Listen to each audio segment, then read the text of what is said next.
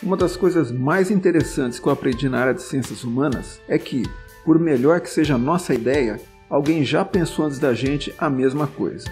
É por esse motivo que qualquer pesquisa na área exige que se faça uma consulta prévia à literatura disponível a respeito do tema que se deseja estudar. Até no cinema, há uma categoria específica no Oscar que reconhece que a ideia do filme deve-se à existência de uma outra fonte, além das ideias dos próprios autores. É o chamado prêmio para roteiro adaptado, e dentre as diversas fontes disponíveis, em geral, os filmes que se candidatam a esse prêmio se baseiam em algum livro ou peça de teatro já escrita. Com o filme Apocalipse Now, de Francis Ford Coppola, ocorreu o mesmo.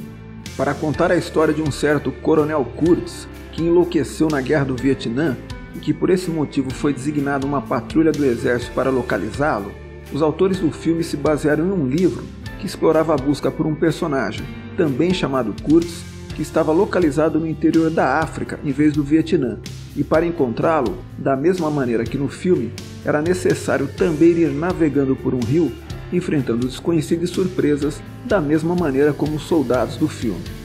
O livro que serviu de inspiração para o filme chama-se Coração das Trevas, escrito por Joseph Conrad, e é a esse livro que este vídeo é dedicado. Fiquem tranquilos que não tem spoiler, ou seja, não vou contar o final ou dar detalhes do enredo.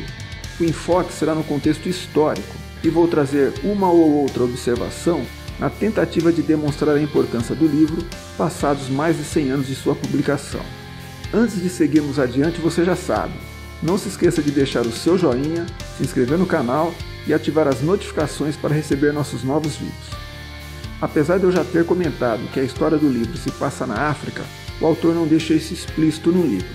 Especificamente, a história se passa no Congo, que na época do livro era do rei Leopoldo II da Bélgica. Note, eu não falei que o Congo era uma colônia ou território da Bélgica, mas eu falei que era do seu rei, pois era o que de fato o Congo era, uma propriedade particular de uma pessoa. Na busca pelo enriquecimento por meio da exploração do marfim e da borracha, milhões de africanos foram assassinados ou brutalmente mutilados pela gestão de Leopoldo II. A mão de obra nessa empreitada era toda escrava, e que perdurou até o século XX, pois a escravidão do Congo só se encerrou em 1908. A respeito do sofrimento e da situação dos escravos, o personagem que narra a história do livro afirma que podia ver cada uma das costelas. As juntas de seus membros pareciam nós de uma corda. Cada um deles possuía um colar de ferro no pescoço e todos aqueles estavam unidos por meio de uma corrente. É esse horror que localizamos nas páginas do livro, sendo o comércio do marfim, extraído a partir da matança de elefantes, elemento central da narrativa. Nesse entorno de assassinatos, escravidão, mutilações e extermínio de elefantes, é que um dos personagens do livro vai narrando sua navegação pelo rio na tentativa de alcançar Kurtz, o empregado da companhia de exploração de marfim, que era considerado o mais produtivo nesse negócio. Estando estabelecido no ponto mais distante do rio, a sensação, como diz o nome do livro, é que para chegarem até ele, caminhavam para o coração das trevas, tamanho horror com que se deparavam, como pessoas assassinadas, ataques de nativos e a dificuldade de se navegar naquele local, muitas vezes tomado por névoa, bancos de areia e pedras submersas.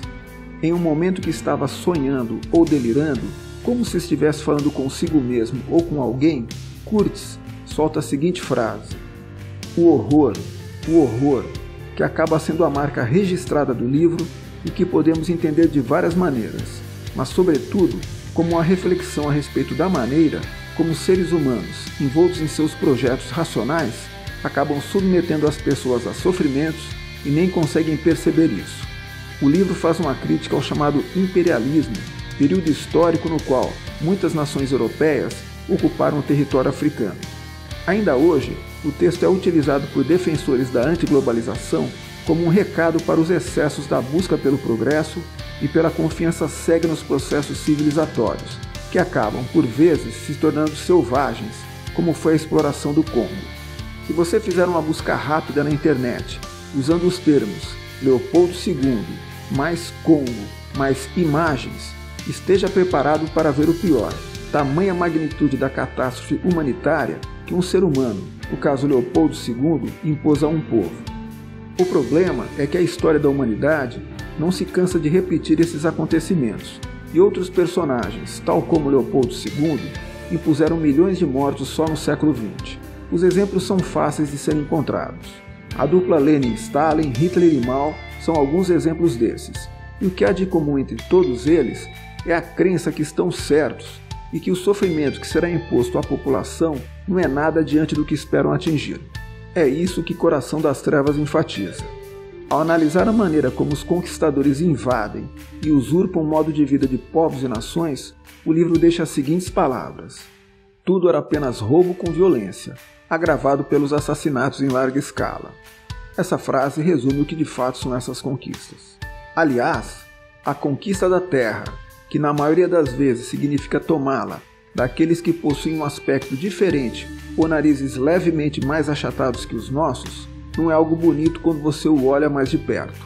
Essa frase nos remete às diversas formas de racismo que a humanidade usa para prejudicar os povos que são diferentes de nós. Para isso, podem usar desde a cor da pele até a religião ou qualquer outra diferença que quiserem escolher. Por fim, a reflexão do livro que considero a mais importante e que se faz presente em momentos de grande polarização política é: o que nos redime é a ideia em si, uma ideia que existe por detrás disso, não um pretenso sentimento, mas sim uma ideia.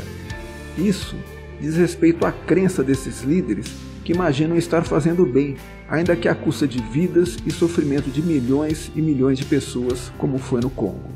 Eles e todos os grandes assassinos da história se sentem livres para cometer atrocidades, pois a ideia que eles mesmos criaram os redime e, por causa disso, acham que estão fazendo a coisa certa. A preocupação é que continuamos acreditando em muitas dessas ideias. Muitas vezes, quando nos deparamos com essas ideias, as julgamos cheias de racionalidades e, por causa disso, vamos separando a população entre nós e os supostos inimigos, mas só estamos servindo de massa de manobra a tantos interesses que só querem, como Leopoldo II, enriquecer, obter mais poder e que tudo gira em torno deles, ainda que custando a vida de muitos inocentes. Voltando ao filme, apesar da navegação no rio, do calor e da loucura dos personagens serem as mesmas, o filme é um pouco diferente do livro. O próprio Kurtz do filme é um pouco diferente do Kurtz do livro, mas há vários pontos de aproximação entre eles. Como curiosidade, ao comparar o livro com outros livros e o filme com outros filmes, o livro é curto, afinal tem pouco mais de 100 páginas, e o filme é longo, pois uma de suas versões tem cerca de 3 horas. A propósito, o filme tem várias versões, ou seja, montagens diferentes feitas a partir do mesmo material filmado. De qualquer maneira, o diretor fez uma versão final em 2019 que ele considera a melhor e eu ainda não assisti. Além disso, uma curiosidade que pouca gente sabe é que existe uma versão do livro para a televisão, que foi feita em 1993, mas muito pouca gente assistiu. E você, conseguiu assistir alguma das versões de Apocalipse Now? Ou, melhor ainda, conseguiu assistir o original do livro Coração das Trevas? E deu vontade de ler o livro depois desse bate-papo aqui? Agora uma reflexão. Você tem preocupações, como eu tenho, com esses líderes que têm uma solução mágica para salvar o mundo, mas a história nos mostra que não passam de déspotas ou coisa muito pior? Deixe sua opinião nos comentários e nos ajude espalhando esse vídeo para aqueles que gostam de cinema e literatura. Grande abraço e até a próxima!